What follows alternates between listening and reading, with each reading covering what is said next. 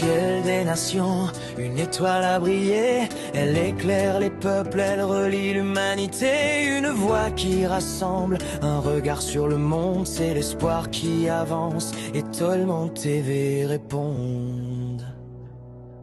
Et Tolman TV, la lumière qui unit tous les continents. Et Tolman TV, là où chaque histoire devient un moment. Brille sur nos vies, éclaire nos idées. Toi, la chaîne qui nous fait rêver. Et Tolman TV.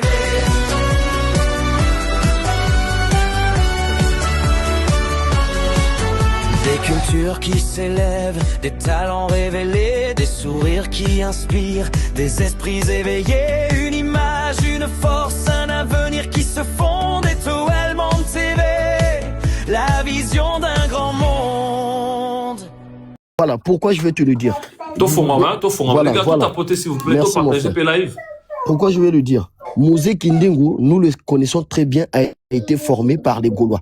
Comme il y a homme du moment, c'est Gaulois de Batobapé, c'est comme moi. On l'avait vu lorsqu'il avait chanté une chanson en dénonçant l'artiste Fally Ipupa. Ça ne vaut pas la peine que Natangango. Je le sais très bien. Cette chanson a été soutenue par des Gaulois, tout le monde le sait. Mais Aigle, nous avons tout ça la nuance mobile. Nuance, nous avons tout ça les alliés. Tout le monde a tout le monde artiste. Nous avons parce que c'est un sujet qui est sensible, qui touche vraiment la sensibilité de beaucoup d'Africains. Parce que nous, les Africains, étant noirs, parler des gens qui nous ont laissés, les a tellement sensibles. Et on habite sur la Mambia bateau bati kabiso. Alors, des bati kabiso bongo, par rapport à Mambia bongo, bah, yembe la bongo, la banzembo. Gotese, à l'obéla, on a sens, il y a question. Vous êtes kindimu, à yembe, on a nzembo, à engager Congo ya mutu, o ati kabiso. Il y avait des warriors, oh, yo basala ba challenge, ba loba nzembo, neza ki toko. Et on a bisio. Tant yo mona ki angoza, qui d'accord, t'es non pour l'année. Tout le monde a le premier point. Yo, qui d'accord, t'es pour l'année. Non, moi, je n'étais pas d'accord par rapport que Moto a Koufa Kinae, et puis après, voilà, oui, voilà, ça n'a pas en fait. Voilà. Ça, c'est tout à fait normal. Je ne peux pas être hypocrite. Je ne peux pas dire que non, si j'étais d'accord. Mais s'il s'agit seulement d'un cadre, il y a moquerie, là, je peux dire que j'étais aussi d'accord par rapport que, parce que ni Moquerie dans Moutakufa. Non. S'il s'agit que non, un cadre que, tu vas salir la challenge pour te se moquer, n'a pas corps adverse, moi, je dirais que oui, moi, je peux le faire. Mais bah, moi, je trouve que pour une personne réfléchie, au moins déjà, premier point, aux avis d'accord, parce que bon, motoné, c'est-à-dire que pour une personne, bon, motoné, on s'est moqué dans motoné, à Koufa, pour une personne, je ne sais pas comment on peut faire ça. Non, mais c'est ce que je te dis, nous analyse. Ça, on peut pas être d'accord avec ça. On doit être contre avec ça. Mais. Donc, en résumé, non, mais oui, ça, en fait, on n'en a pas besoin. Normalement, on est comme une musique. Ça, ce n'est plus la musique, mon frère. Moi, je pense que... Est-ce que vous comprenez la nuance dans la salle? Non, moi, je te comprends. Moi, je comprends ce que tu veux dire. Mais mon logo, la Gotchesei. Moi, je veux dire que tu vois, bon, c'est vrai que ce que Mosé avait fait là, c'est pas du tout bien. C'est pas normal. Mais Mosé Guindé, on n'a jamais aussi travaillé chez Fally.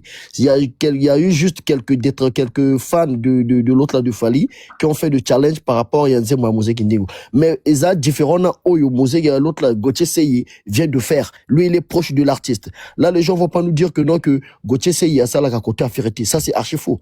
Gauthier Sey, voilà. Il est proche de l'artiste. Administrativement parlant, on ne travaille pas chez Ferré. Là, on est d'accord. Oui, mais voilà. Mais il est proche de Ferrego là quand même. Oui, il est proche. Oui. Voilà. Mais Mosé Guindé, on n'a jamais été proche de Fally. Ou soit Alexio, n'a jamais été proche de Fally. Tu vois la différence, ce que je veux dire. Bon, mal on va vraiment il y a un placement, il y a un orchestre. Mal on va dans le sens, il y a sensibilité, dans le sens social, dans le sens éducation. C'est-à-dire que pour une chanson qui parle d'une personne morte, pour une personne qui passe à la télé pour parler des gens qui nous ont laissés, tous les deux côtés, normalement, on a Amabé. Mais oui, tous les deux côtés, Amabé, papa. Ça, c'est clair. Tous les deux côtés, Amabé. Et heureusement, il y a des gens qui me comprennent. Oui, nous analyse. Mais ce que tu vas comprendre, moi, je te comprends, en fait. Mais toi aussi, ce que tu vas comprendre, tu dois le savoir que Mosé Kindingo n'a jamais été proche de Fally. Il n'a jamais aussi été fan de Fally. Mosé Kindingo s'est revendiqué par rapport à qui entre Banguna Bangokuna. C'est ça qui l'a poussé que non, Aye Manzimwana. Tu vois? Donc ça n'engage que eux, bango na bango. Mais pour Gauthier Sey de venir tenir ce genre de propos, moi je dirais que ce monsieur-là, franchement, tu m'excuses, quand il s'appelle journaliste d'investigation, non. Ça c'est de la haine. Il n'a jamais été intelligent en fait, ce monsieur. Je suis pas sûr en fait s'il peut tenir même. Je suis pas sûr. Ah Je te ouais. dis. Bon, tu rappelles Longa, et Longa toujours au bonjour. Bonjour, Nyanawi. Vraiment, on a mati pour intervenir dans le débat, on a mati qu'on a festé, par rapport à la vidéo, ça y a Gauthier Sey. En tout cas, l'analyse au salaire, on a l'analyse. Vraiment, vous avez une analyse. De toute façon, ça, l'analyse, vous avez vu Wario va toucher qui peut côté à Kofi ou l'obéli en vraiment vous avez na katikati félicitations à Moussa Lossal. Merci beaucoup Elonga, merci, ça fait plaisir. Donc voilà. Aigle toujours kao. Bandoko ba ko manase ma belé bon mataka na pour ça na ka ngo. Bosuka kana ba commentaire te otindi demande Mati s'il vous plaît. Aigle toujours kao. Mais lui, quand il est venu dire que Warrior va toucher quel côté à Kofi Olomide, bon, moi je pense pas que non. J'allais même aller même sur ce point-là, parce que nous avons vu l'artiste Kofi Olomide aussi chanter la chanson de Diabolos. Cette chanson a été chantée par Kofi. Il a été dénoncé, fallait pour pas tout le monde, on le connaît.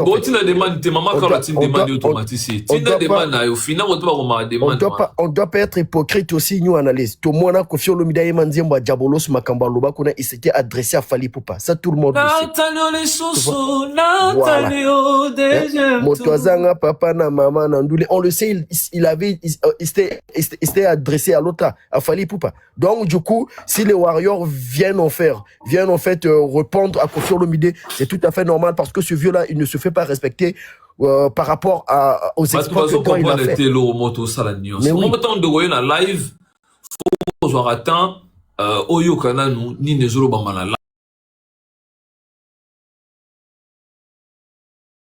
Live, je peux l'appeler. Toujours sangisa Fali na musique ndingo. Non, Fali na mama musique ndingo azate. Fali awazate. Ah, Congolais, na habité, na lobandenge ni JBL. Hein, ndoye, il passe à Fali Poupa. Hein, na confondre comme quoi JBL, na coûté la JBL, bon, c'est une photo. Ah, tapé la gars. Ok, non, Fali te. Donc, moi, je l'ai toujours dit. Fali awa azate. Maman otoloba awa. Ah, tozoloba boy. Na makamunyo so oyo lobeli batu bakufa. Ba Warrior font partie parce que ba Warrior baza parmi ba fan oyo basala ba challenge ezoyemba kombo ya mutakufa so que ça faux boye à te débattre. Maman Kalona Zoka so na ko chez Singai. Bonjour. Bonjour Tababoni. Bien maman. Vous allez bien? Bien maman Kalo bonjour. Oui bien. Sikoyo allusion aux sala ya batu bakufa ebandika na 2025 ya nzembo ya musée to kasi to sala kasi analyse des abongo faut sala ba recherche fongoli ba bikuke le kangamaki pour to réfléchir bien le faut totalat ba on peut pas ça nini et recherche ngaka tant na lobeta tangwa awa parce que je condamné un acte ya Gauthier Sey na condamné ngo. Mais bah Warrior peut tomber au matin. Je dois être clair envers vous, c'est que Bossala ba challenge musée Gigo la landa bam. Bossala ba challenge bo bien en maman la chan. Donc bino peut bo participer quand na pas si au famille go le yoka, moi na bango na sama belé, mutazo pe ta komo na nzembo na sansa mokri, bino Bossala ba challenge so na kosi o ebisinga yo lokuta. Oui, par rapport à l'analyse, analyse, en tout cas, na tonga lelo na ebiso vérité, o sunga peuple congolais. Yo fonga masko tozoka.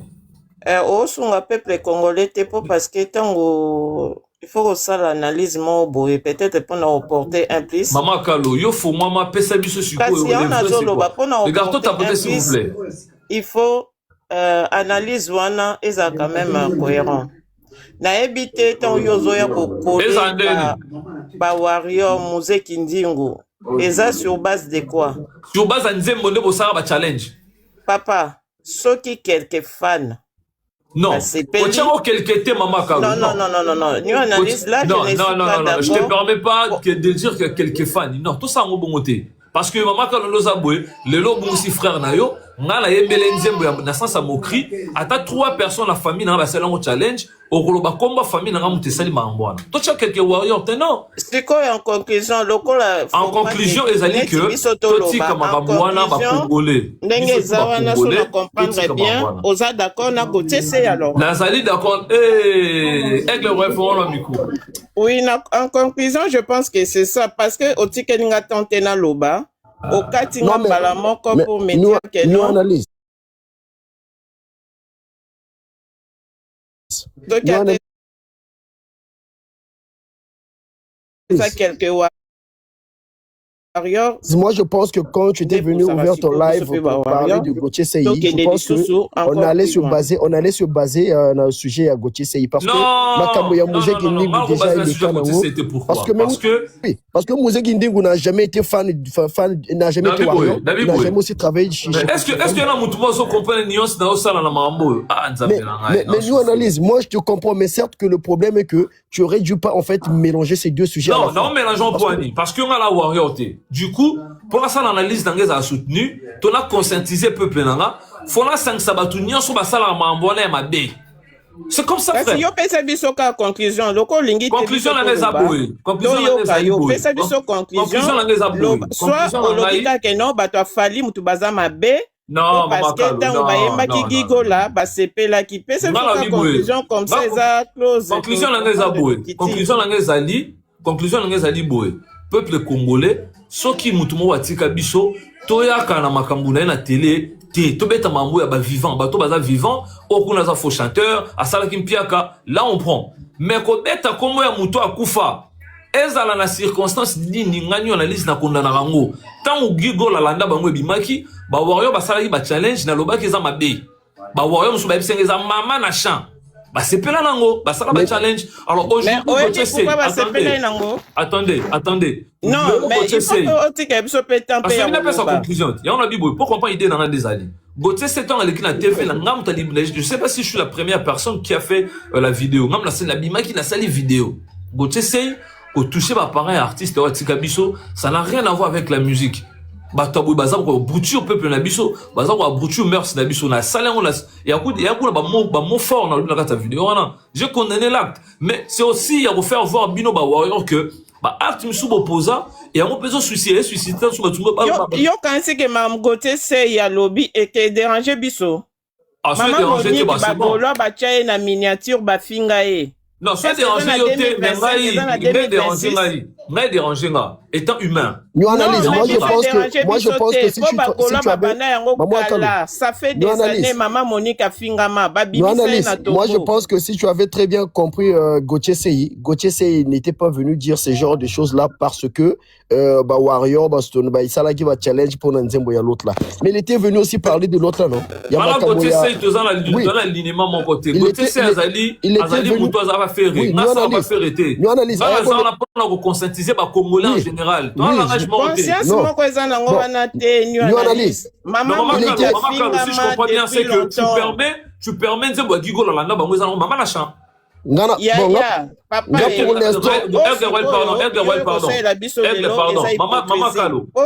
aujourd'hui, Gigo Lalanda Bango, maman la chant, tous en haut. Mais Gauthier Sey mtalobi non toi pas Gauthier Sey Gigo Lalanda Bango on est alibiso te Mouzé qui na ya saki na fere je peux parler s'il vous plaît ba ebani makambo na bango maman kala makambo ya Gauthier Sey et ko sala biso pas cité parce que maman ya fali a fingama depuis ça fait des années mutu moko te afungola panel alobela yango babimisa mowei na tombo bachaye na ba miniature et pas ba gaulois ba finga baloba onyoso bakoka koloba ba finga papa ya fali mutu aloba azate Gigo nani Mouzé Kindingu a réclamé ba droit na pas faire état libisotin état libisotin soit saleli faire nzembo état libiso ba warrior to porter chapeau na nini ye Gauthier Sey asala na faire non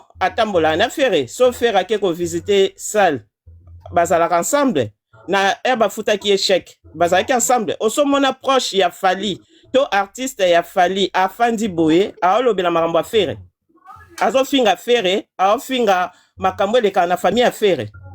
Il faut un mot tous à la normale, tous à la logique. Et ça c'est que aujourd'hui makambo musée qui dit on travaille pas falite, à sala na falite. Bozo ke na ba proche ya falite. Donc il faut bocha makambo na ba contexte nango. Bocha ka makambo donc les lots on comprendre ba combat ya ba tutu. Ba komi na bango ko comme si nous te voyions aller à la salle où vidéo mon côté oyo artiste ya fali to fali moko asali boya kana bino kana makambo ya ba fan kaka ba warrior ba lobby ba warrior ba sali. Par contre na côté mususu okomona penda artiste ye moko aza ko assumer ba bêtise na ye to proche na ye to musicien na ye. Donc un mot bo ça la nuance bo ça la makambo na ba contexte ce que za guerre ya ba fan. Boche ba fan entre le fan, mais ce que ça ba proche ya ba artiste o ba osala makambo bo sali pe ba nuance wana bo comparer ba proche ya ba artiste na ba proche ya ba artiste na ba artiste ezate lelo ba komba na bino e komi ko kitati na niveau ya ba fan eza ridicule eza échec. Et si ka bozas ko échec yango wana bo komi ko kipe makambo ba fan. D'accord. Je pense qu'on doit recadrer un peu les lives pour que les gens comprennent ce qu'on est en train de dire. Je pense que Batba touché Marambe Belé. Déjà, ils ont les bandes ya idée à live nanga. Parce que live autant lancer lango boé, lancer la boule té ya Mamba Fali to Mamba Ferry. Live on a lango tout simplement pour le respect des morts. Tant sur le respect des morts, c'est-à-dire que dans mon warrior na kati, dans mon golo na kati, dans mon batu tout na kati. Pourquoi je dis ça? Parce que je redis ça. Dans le début, Gigo Lalanda Bango et Bima, Warrior Basselon challenge. Déjà, vous appuyez une chanson qui dénigre un mort. Warrior, vous c'est là l'amour. Là, on est d'accord. À table de hypocrisie, vous étiez d'accord. Vous c'est là l'amour. Voilà ma falité, mais ça ma Warrior, c'est là l'amour. C'est déjà une chose, on a la condamné à l'amour. Et ça vrai chant, et ça entendez-moi bien. Une chanson qui parle des morts, et Lélo, on a moins de Gauthier, c'est la même chose, n'a condamné un pays. Et on a fait live pour dire que les Congolais, on doit nous tous arrêter. Il y a autant de bakoufa. Même en contexte. Moi, je ne parle pas de contexte. Moi, je n'ai rien à foutre avec les contextes. Moi, je n'ai respect à ma mort. Lélo, koufé la moi, na yo, mobali na yo, papa na yo, toya na yo. Bayem bagala banzemo, la sens à moquerie, basa roba challenge, soki yo, sepela nango. Osa warrior gaulois au CPN na lobby té, moi je m'en fous du tout. Malalo ba respect à ba mort. Tout ça na respect, c'est très important. Musée qui fait une chanson, et ça se moquer na mutumo ka kufa, yon de ozon au salon challenge, y bango au participer na makambo mabe au musasali. Gauthier c'est qui passe à la télé pour bien sûr qu'on remettre en question bato batika biso ya ba parents artistes moko ndeko sepel lango oza ko se maudire peka yo moko po biso tout okufa. Donc voilà. Et ça na sens na la live na la salle na sens que là côté la ba gaulois to ba warrior. Non, moi je suis pas là. Na la sens à respect ya ba mort. Ainsi na biso ba comprendre est-ce que bien contexte ya live na. Moi je suis là. Na la mambouté ga au contexte. Moi je suis dans le respect.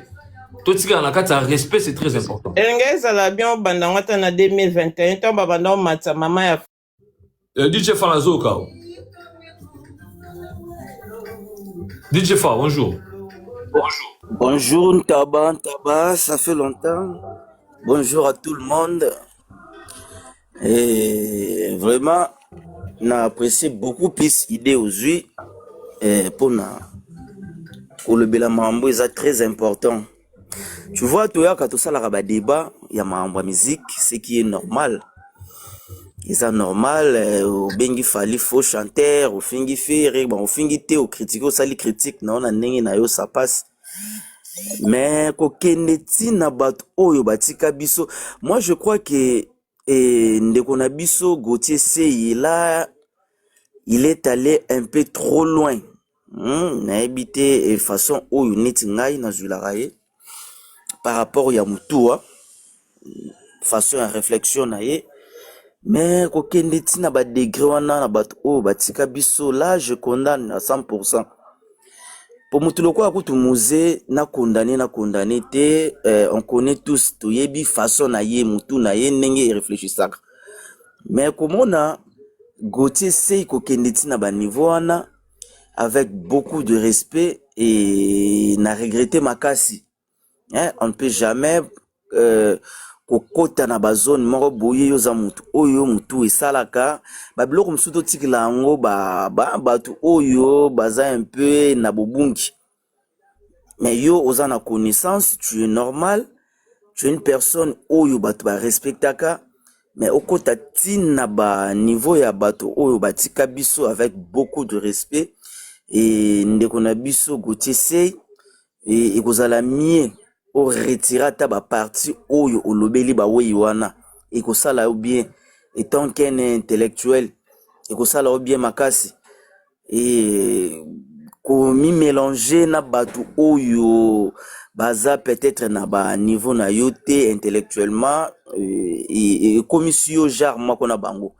Donc il y aura plusieurs personnes au ba bando na ba niveau moko niti na ba jeune wana ya saila petit frère ya ndeko na biso Gigo la o atika biso pe sonam banzemu donc ezo chabino siko na ba niveau moko et ça li bien te makasi ndeti ngai bo je ne peux jamais apprécier quel que soit mamboleke là qui cause nango émotion et motivation et là moi je suis désolé et mambo mususu loba qui ça peut passer mais côté wanande en tout cas et sali ke namona ba mambo loba qui terre à terre en tout cas voilà merci beaucoup Ntaba.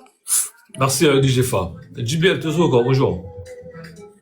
Ouais, bonjour, na bande de connus tout ça, ouais. Une analyse, en fait, avant, j'avais pas compris concept nayo, et maintenant, nayo comprendre en autant au lobby, au lingi respect pas ma mort, c'est ça, en fait. Et t'as la et la warrior, et la golo, Tony, mais respect pas ma mort. Moi, je suis pas là pour te plaire, hein, je suis désolé. Mais, après tout, je veux dire ceci.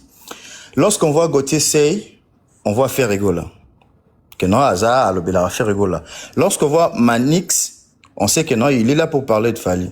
Est-ce que tu as déjà vu Manix abimsa ba propos moro genre net Gauthier Sey à Salakiango? Jamais. Donc cela veut dire quoi? Que au moni N, ceux qui ndoki o luka mutuna butu o keke o kokaete. Donc o luka sikoyo o yana moi. C'est ce que c'est en train de faire et tout. Et par là, maman Kalotol va prendre musée Kindingu et tout. Moi, personnellement, musée Kindingu a tika aux warrior team. Musée Kindingu a chanté Gigola Landa Bango par rapport à notre vocal au Gigola Yemoka Bande Kosolola avant Kufa. Mon frère, Ande Koluksanga, Bomangai, Banini, Nasalaboy, Nasalaboy. Ndé à partir de cela, yé Ayakiko, ça la chanwana, Gigola Landa Bango. Vous voyez, c'est dans ce sens-là, Batebel va confier la famille à faire. Et pourquoi il n'a pas chanté pour Nabato va confier la famille à faire? Alors, il y a combo avec Gigola parce que lui-même, Gigola, à mon avis, déjà que non, Azaki Naba, Aleki Naba, ACK, église et belé, professeur Zobima, tout le monde sait, en fait.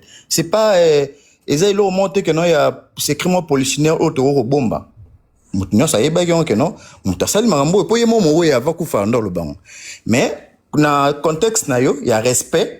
Et pas bah mort, il faut les alara. Là, je suis d'accord, je suis tout à fait d'accord avec toi. Je sais mais pas si on peut comprendre, apparemment. Non, mais moi, je te compris, mais si par émotion, il y a un contexte, moi, je suis pas là. Non, respect à ma mort. Tu peux t'en maman, tu vas payer ma bise tout au coup, papa. Mais, actuellement, Gauthier Sey, non? Non, Gauthier Sey, tout bas, c'est mon mais pourquoi banda qui ont été en banda qui a Monique na miniature? Non, maman Kalo, moi je m'en fous. Tout bas, ah, tu t'en fous. Olingi Sikoyo et du m'en fous. Yo, c'est quoi encourager bateau, Bakoufa? Ou les aïeux éduqués, bah, no bongo. Moi, je suis désolé, je peux pas éduquer les Congolais comme ça. Non, c'est pas hypocrisie. Non, je suis désolé. On a là, mon contexte, on a là, tout, oh, bah, bêta, bah, Koufa la télé. Bah, c'est là, on va challenge, tu vas remettre, bah, comment, bah, Koufa la télé pour la maman musique. C'est hypocrisie. Non, on doit se respecter. On a parlé là. On a tout, oh, bah, Koufa. Je suis désolé, Nazara contre Yango. Je suis comme ça, je suis désolé, les gars. Je suis désolé, c'est moi. Et à Vinanga. Et ça, vie, n'a dépend on appelle maloba, dans la vie, n'a importé ça, tu comprends le contexte, et live, n'a lancé là. Moi, je suis pas dans mon contexte. On fait une chanson qui part d'une personne qui nous a laissé. Yo, c'est l'ango challenge, au bien, maman la chant. Par exemple, si maman a fallu, papa a fallu dans l'analyse, il y a musique à Congo, Lelo, yo, c'est pas l'ango. C'est pas humain, les gars. On doit être vrai. C'est pas normal, les gars. Toi, tu vois. Toi, c'est le Sarah, bino, ma fan. Je suis désolé. Je suis désolé, Djibiel. Je suis désolé, franchement. En fait, là, j'ai compris, en fait, tu te rendis compte que Eza est commis ma B. C'est ce que je peux dire en quelque sorte, en fait. Tu te rendis compte. Exactement. Et comme on a trop. Et comme on a trop, c'est normal. Non. Ok. Mais moi, personnellement, pour que le tiré peut se battre le Bappé, Moutoro la Mouzé Kindingu, a Finga Fali, hein. Lorsqu'il insultait Fali, il y avait des gens de fer qui étaient contents et tout. Mais Fali est vivant. S'il vous plaît, s'il vous plaît. Afinga maman. Je sais pas si je suis seul. Maman ya Fali. Non, là, tu condamnes un autre. Tu condamnes quelqu'un qui la TV, maman a fait un boule de sagan. Alors, tu te condamnes. Voilà. Merci les gars, tout un micro s'il vous plaît. Tout un micro s'il vous plaît. Dibel Moutoana Maloba, tout ça en ordre, s'il vous plaît. Babylon, on a tout, s'il vous plaît. Ce qui te zongi na maman contexte, côté ni kabwe bandaki, mututo le bagaza en raison papa. Congolais ça ta victimisation. Yo no bebwe, to vanda na respect des morts. Kim Jong un micro s'il vous plaît. To vanda na respect, bon moi la to so la bien. Pour la muto s'échapper à te biso tout se retrouver la carte. To vanda wana poto zongi ça moi respect on a la communauté la biso. On est bantou. Comment tu reçois la bakufa la facilité boy pour gagner ma vue. Non, c'est pas normal. Non, c'est pas normal. On condamne Gauthier, on condamne aussi Bato Babina Bandima Bakoufa. Toba Salama Moussou. Non, c'est ça. Ouais, bien, les gars, je suis désolé. Chiter. Excusez, pour chiter, moi, ça allait me choquer si, par exemple, Manix parlait de la mort de maman, genre et tout, maman a fait avec Charles. Musique. Comme c'est Gauthier Sey, Natie Pega na vraiment na musique indingu. Parce qu'avec Net, tout le monde a qu'il est intelligent et tout, mais Kitati n'a pas basse classe à bon moment. Intelligent, t'es papa. C'est ce que je dis. Mais comme Mouzé Kindingu, pour moi, je trouve, Mouzé Kindingu, on sait déjà qu'il a un problème psychique, un problème Moutou. Et Moutou a réfléchir normal. À quoi qui jamais qu'on y a tenir des propos moraux boyés, ou Mouzé Kindingu va traiter, n'a pas Gauthier Sey, va traiter, tu vois. Donc, Gauthier Sey n'a pas vraiment Mouzé Kindingu. Un problème psychique. Un problème psychique, donc voilà un peu. Bon, Golo, il commet toujours au cas. Les gars, tant que vous avez un commentaire, Zachary, tant que vous avez battuté, Alex, non, tant que vous avez battuté, tu vas dans le respect, tu sur la live, bien. Ça, tu vas nous. Golo, il commet toujours au cas. Ah, bonjour, nous, analyse. Vous avez noté? Bonjour. Bonjour, Panel Mobimba. Bonjour, nous analyse. J'espère que tout va bien. Analyse. Comprenez-moi que le problème, il y a network. Network est moi un peu bousoba. Il y a encourager ma mounion. Non, peut-être pour la santé. Mamsik. Tu as encouragé à côté. Gauthier Sey. On a connexion bien Temakasi. Mais quel est ça là aux autres? Je sais pas les gars. Et autant Gaulois certifié, je pense. Pas na Yomoko. Pananga? Non, pas Gaulois certifié. Ça qui est. Bon, Aris, bonjour. L'homme. Ouais, bonjour. Ouais, tranquille, désolé. En fait, il faut comprendre une chose. C'est remis sans profil. Obi? Ouais, parce que je suis en pays. Ah, d'accord. En fait, il faut comprendre quelque chose dans mon Rambo aussi, que moi, je ne condamne pas la majorité des gens. On a condamné Bato Babimisak. Bato Bamankara, mort, respecté. Moi, je condamne plus Bato Bamba, on a plateau. Ah, ouais, un peu nuance, monsieur Salami. C'est ça, tout Pantasco Bongo, tout solo là. Bato permettra Bango Baya, on a plateau, bazo pousser, on a pourquoi l'image à bon, Alexandre, tu n'as ni analyse? Jamais. Non. Parce que tant que yambi mutumoni mutakomi dia ko déborder bamo, aromi ko traiter mutumo akufa, yo éviter pas signer mutu antika na vie ya famille. Bah oui. Yo zu en préparer image en peut diffuser en. Pour pas gagner ba vue. Pour gagner ba vue, pour gagner mbongo boko tsamo na yo. Mo éviter que bato mutu on a foncé combien de personnes na famille na. Éviter combien de personnes peut-être mutu na kufa. Là musu yo finga mutu bien ngana finga peut-être ñu analyse, musu bosa kenyu analyse na ba cousin, azana ba frère. Azana baser. Là musu bango ba nous analyse au limbi so bi bonga na limbi sina ngayo mais. Tu oublies que famille na yamba limbi ça ote. Famille na yamba tika na dans moko buna na ko na parce que en fait le problème c'est qu'il faut te condamner plus bateau bazo ko véhicule ba message wana. Na le bagay li kambo la dernière fois même na live il y a un de tes confrères dernière fois c'est que et comme comment même na bateau bino bosala ba live vraiment na ke mutazui azokata ba image ba finga mama ya mutu. Oh finga ser makolo ya mwasi atie yango. Alobi ngai na za image na za page polémique mais c'est sur za page polémique osala ba live ta. Na reprend un stage d'être mutu net hot ya live. Hot net yo boy quoi. Après live na la 8 ans fort wana atie. A 8 ans fort wana bazo finga ser makolo ya mwasi ya mutu.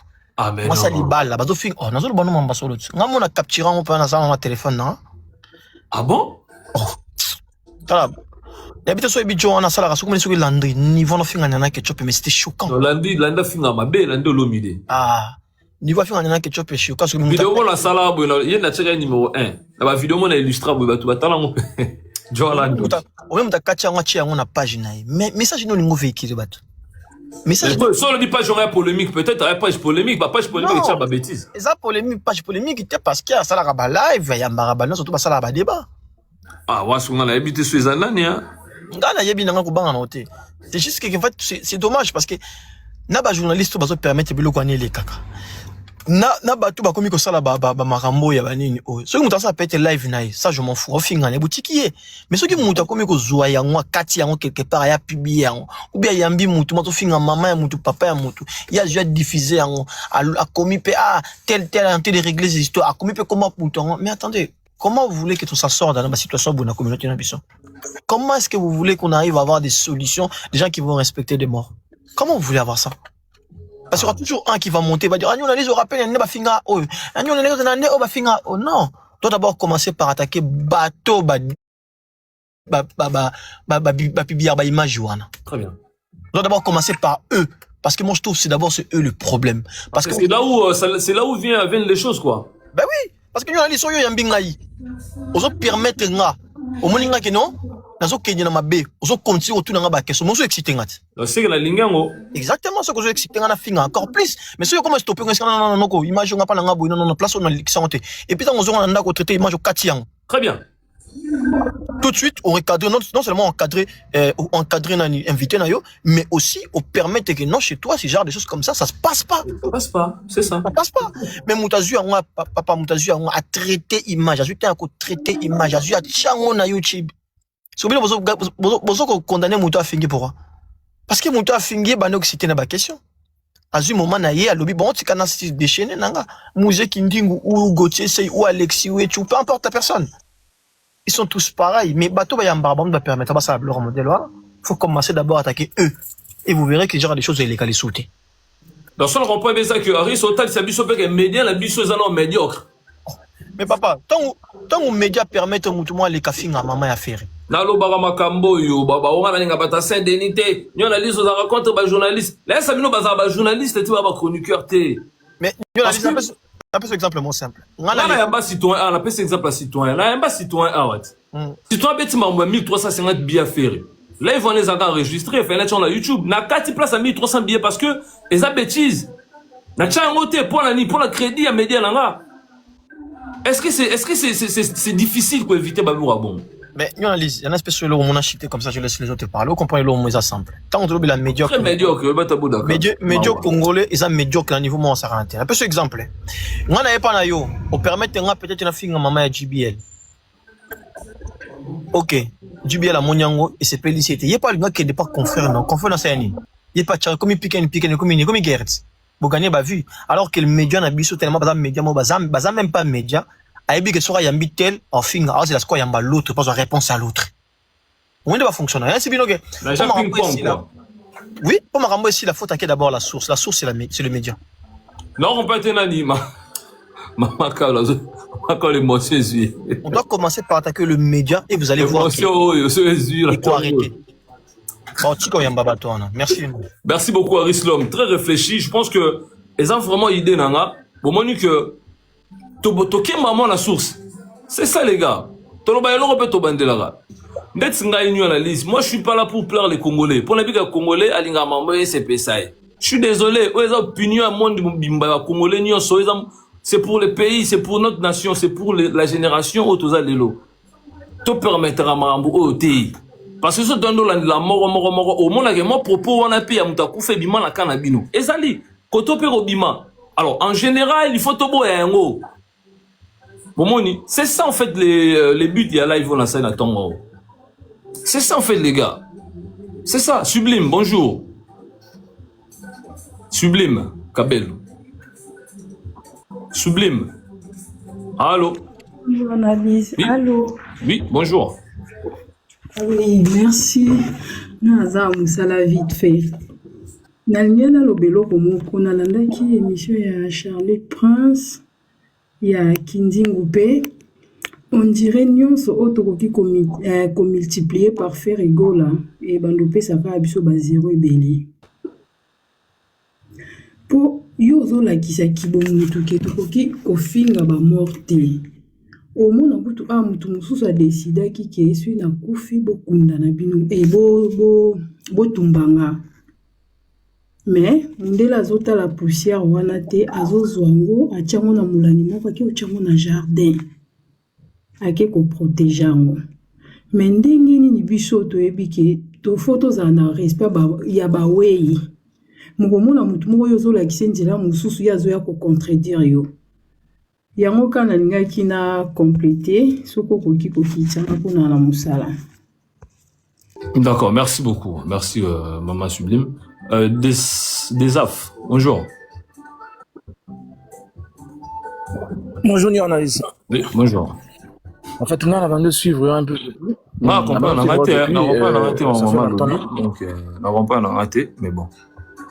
Toujours on va. On a demandé dans ma live. Depuis.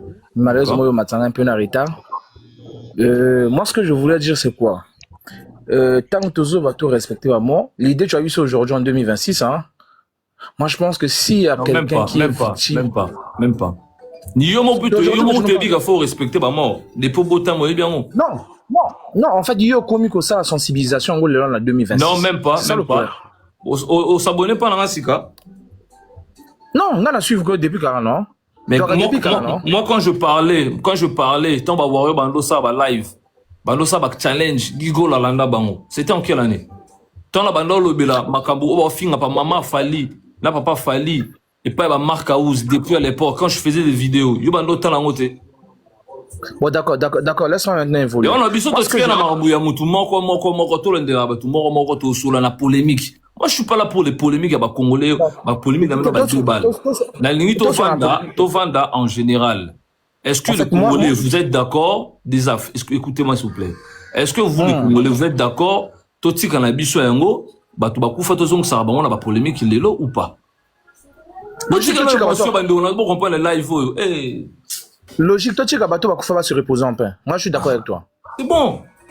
Moi, je suis d'accord avec toi. Maintenant, ce que je voulais dire, c'est quoi? Si nous voulons éradiquer ce phénomène, surtout nous arrêter ce phénomène, premièrement, il faut d'abord commencer par les journalistes. Exactement, même Idenaris. Premièrement, il faut d'abord commencer avec les journalistes. Nabino bato boana ba page nabino. Parce que aujourd'hui, lelo, nettoie boye. Yo soki monta sali émission mo be finga du ango yo publier na page na yo ozo continuer pour encourager le mal. Deuxièmement, artiste bangomoko. Moi j'ai vu, tu peux pas demander, toi ni analyse aujourd'hui, tu peux pas me demander de te respecter alors que toi tu me respectes pas. C'est vouloir d'une chose et de son contraire. C'est vouloir d'une chose et de son contraire, tu es d'accord avec moi? Non, exactement, c'est ça. Respect réciproque, frère. Moi, quand je vois, prenons l'exemple de Gauthier Sey et Manix. Nous, on est conscient que Manix défend Fally Ipupa à 100%. Mais non, la langage, c'est plus dans la langage à Manix qui a Gauthier Sey, parce que lui, il commence à laisser la musique pour toucher Bato Batsikabi sur la musique. T'es ban et artiste, c'est pas normal, frère. Ça n'a rien à voir avec la musique, ça n'a rien à voir. Voilà. Je vais encore un peu plus loin. Tu te rappelles du concert de Angola, là où Ferrigo l'a fait monter Mouzé Kindingu pour insulter Fally Ipupa et héritier Watanabe. Tu te rappelles de ce concert? DJ Fa, s'il vous plaît, déjà, il faut tout dans la question. Peut être la polémique. Quel est le débat? On a condamné ça. Même dans Kin, pas finir héritier. L'Angolais c'était héritier. La Kin c'était Fali, héritier. Je pense un truc comme ça. On a condamné tout ça. Quand tu as Mouzama dans le podium. Nous tous, on a vu ça. Tu as même fait l'autre, tu as même analysé ça en condamnant cette l'autre là. Ce qui s'était passé le jour là. Exactement. Voilà. Maintenant, lorsque lui se permet de faire de telles choses, mais qu'attendez-vous de l'autre côté? Le respect. Hein? Voilà pourquoi j'ai dit tout à l'heure, le respect est réciproque. Toi, tu peux pas me demander de te respecter ni analyse, alors que toi, tu me respectes pas. Il faut qu'on condamne. Tout le monde a dit côté au respect zobimate, côté au respect zobimate. Bino ba fan, on solana fali bona live, on solana ferité, on solana ba ton souté. Bino ba fan, ba to bozape na kata jeu wana, bo silikaka et comme la appel bino na ba parler na ba na bino ba tala rango, bozana do protéger pe ba éducation ba na bino. On to sali live pour na koloba que est-ce que to lo ba non ou to lo ba so oui na ba makambu wana. Non, on peut pas être d'accord de ça hein. C'est des bêtises, on peut pas être d'accord. Exactement. Moi, je condamne ça à 100% que on n'est pas là pour insulter les parents des gens qui sont morts ou encore parce que moi, je pense que Mouzé qui dit celui qui a donné cette opportunité-là, c'est Ferré lui-même qui lui donne cette opportunité-là. Parce que lui, il était là à insulter avec lui. Aujourd'hui, Gigol est parti. Lui se permet de faire une chanson Gigol Alanda Bango. S'il l'a fait dans le bon sens, tant mieux. Mais s'il l'a fait dans un mauvais sens, c'est pas bon, c'est condamnable. Merci des affres. Je pense que Ozali, après, Aris, DJ Fa, Aigle, 6 personnes au matin à live, pour comprendre, sans sa live, on a salé. On doit condamner partout ma bezali, toti kande makambo, biso tout. Pour toti ka hypocrisie. Toti ka hypocrisie, on a bande on a toti ka hypocrisie, on a bien té. Pourquoi les gens ne comprennent pas? C'est ça le problème en fait. Bon, Ngalazana pour la longtemps, Nangala peut sa vie, Nanga vie, Nanga. Bon, Ruffin, bonjour Ruffin, on ne pas mati. Bonjour. Bonjour tout le monde. Oui, na lundi, mon gars, bala macho na autour le makambo le donc ngapena pena simanaye. Surtout bino bateau bozo yamba batamba plateau bo changer na méthode na bino ya yamba bateau plateau. So moto mati plateau aye ka idea na ba question zo poser idea mati ba question mabe faut kata remba la moko bo permettre ngoli souter za la bon passer. Ya nde bino bateau bozo favoriser bango so moto zo ba bozo ba poser question ya répondre donc tiki yo le to a lobby pe ko loba. Donc non, ils ont ça trop même bateau mosul bateau ko so mata pa na bino ta ko la bozo ba Mutamati a loba koko loba donc a finga toi le temps finga mwana mwasi boye baraki vie ara moko mo fait bato azo sala na tout est foutu en manasio moto aza éternel na vie azate tout le monde a kufaka o bazo finga ba famille o ba kufa donc to kuwaze bango ke ba parents na bango ba kufa te bazala ka éternel libela na mokilo yo vraiment ezo sala bien te botiki makambo musique ko sala ba ni ba na bino nde ko sala ka boko mo kota ba foya bato ko finga ba para bato ba kufa vraiment et je choqué na biso to la o pe to na kati to ba bato to kufela pe ba boti to na kati ko yoka miso boye mutamata fingi bien ça ko finga moto tele mais biso pe to kufela et ça la biso passe na motema ko yoka miso boye et zo le biso même ko mata ba pané na biso ko yoka ba biso ba boye vraiment na sepe na émission na yo faut bokataka bongo bozwaka système on a kata journaliste tout au moto to zo matala pana ko ba bozo ba mo faire ko permettre lisusu te so kanga doit continuer kata ye sungisa ye yamba bato ba na bonne idée ya ko kuwaza musique ya ko tala ko analyser makambo zo lika na kamera pour pas musique on est ko sala bien bokata bango ba tout bazo ya ko finga bato ko landa foya bato mo faire moninga na landa émission no fo kondima bango suite ba mataka bongo ba fingaka. Ba journaliste a fait normal pe ya bino bato bozo toser bozo wana motalo bi bêtise aloba makambo belé be yo juka bêtise ya siana yo tina phase na publier ngo bato ba yo ka bêtise a bon na yo mo vraiment to condamner bato bazo finga bato beto condamner bino ba journaliste to condamner bino bato bozo permettre biloko wana donc pour vous à la b faut tout ça makambo baninga bazo pe bino bato na ba panel donc bo respecter botika bozo ba botika surtout pas makambo finga ba para baninga mo fait ils ont l'aime ça biso trop Moi, la musique, il y a musique, il y a ma famille, ma foi, il y a bateau, on a kokota tina, pour moi, boy. Il y a un arrêt, les autres salariés sont bien té. Il faut voter le maintenant, ma cambouana. Naza nangana nazo galabio. Merci beaucoup, Ruffin. Bon, tous Youssef, bonjour. Oui, bonjour. Bonjour. New analyse. Je parle português, não sei se você pode traduzir, né? Mas. Pode falar português, vou traduzir. Exatamente. Queria primeiro te felicitar, parabenizar. Tens feito um excelente trabalho. Obrigado. Dos poucos que acompanho no Congo, com equilíbrio, quando analisa a música, né? Estás fora da questão de ter partidos ou de ser de A ou de B. Então eu queria primeiro te felicitar por isso e enriqueces a música congolesa, apresentando a riqueza que a música congolesa ela tem. Então queria primeiro parabenizar e obviamente também dando sequência aqui do que estava a dizer um irmão há pouco tempo, que música é música, né? Vamos promover a música e deixar de lado as famílias, né? Perdão. E tem casos que ofende-se família, coloca-se os filhos, não é saudável, não é bom.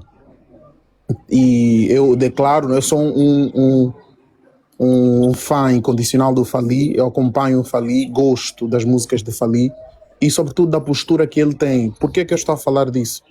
Porque é um dos músicos congoleses que se destaca por causa da postura dele.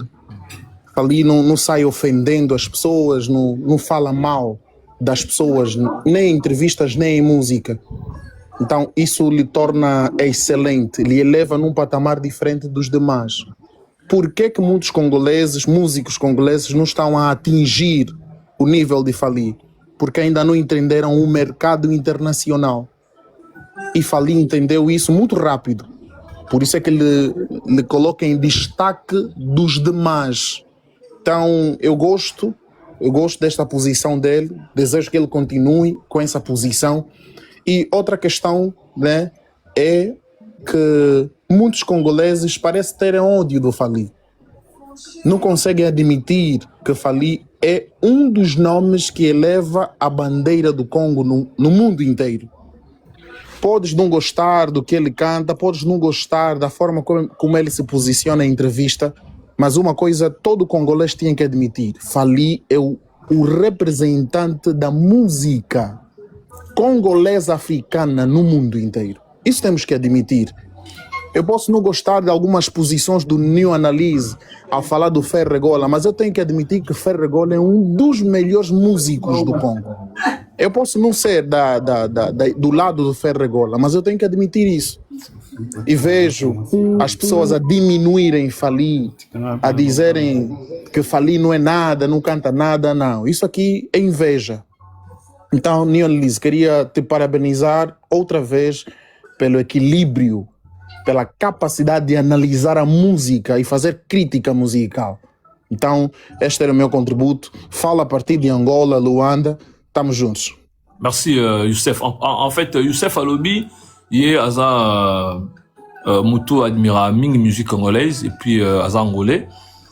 C'est pour la Ming la musique père Fally Poupa. Pour lui, Fally Poupa, Aza représentant la musique congolaise et surtout la musique africaine aussi. Mais Aza peut l'observation bien sûr Ferregola. Ferregola, c'est l'un des meilleurs artistes congolais et tout. Donc en général, c'est ça.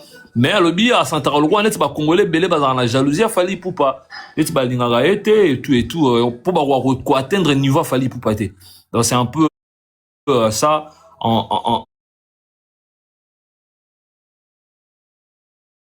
en gros quoi. Donc voilà. Bonjour. Oui, bonjour.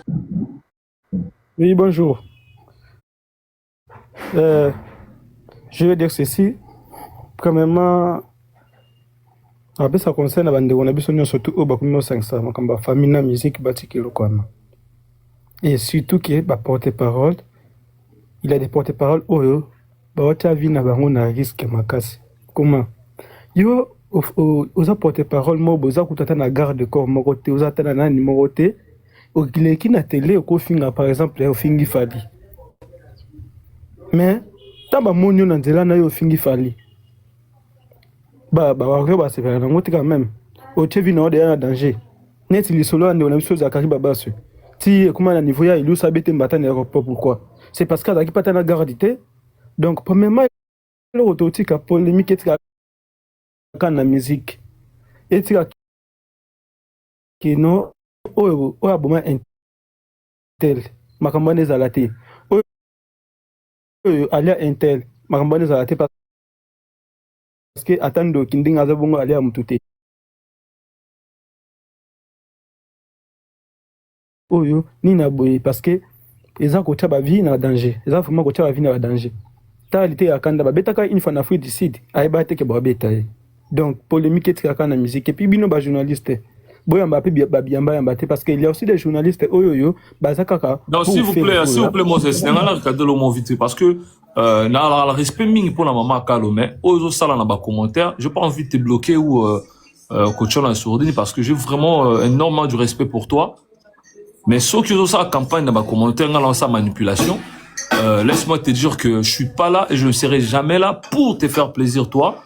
Moi je serai là pour tous les Congolais et moi je suis contre nazotika la toujours va propos là naza contre batu oyo ba remettre en question bato ba kufa yo soko za la d'accord pour nengo et talio je suis désolé moi je suis pas là pour te faire plaisir obina gigo la landa bango au sala challenge na se plan nango te yo mona ngo bien le lo ba toucher ba pareil à Fally Poupa ngape naza contre ça en général yango to lobby botika makambo wana pasi na yo za wapi nakondane ka kota Fally ya kota faire to nakondane kota Fally non nazo kondane ba tutu to boyi yango na ebite bo comprendre tende nini mutu so na mi bwaka na 6e niveau to ndeni bo congolais franchement na ebite to sa ndenge nini gigo la landa bango yo se pla la gigo la landa bango o sala challenge.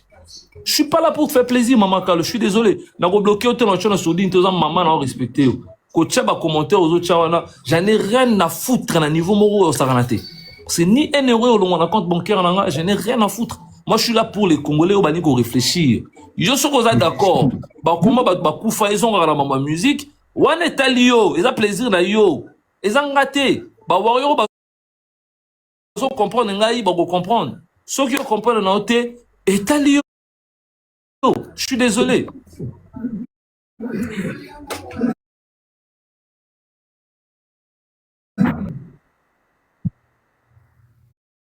Moses Nazoka.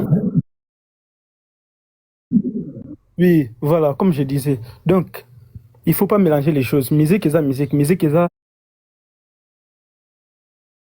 c'est vie privée à tout. Il faut jamais. Ndenge boza bongo sans musique ça ba Fally ba faire wana mbeba vina bino na lobi te kineza ka mabe makasi mais par exemple mais peut-être une keza na place au boza lilo donc bino mo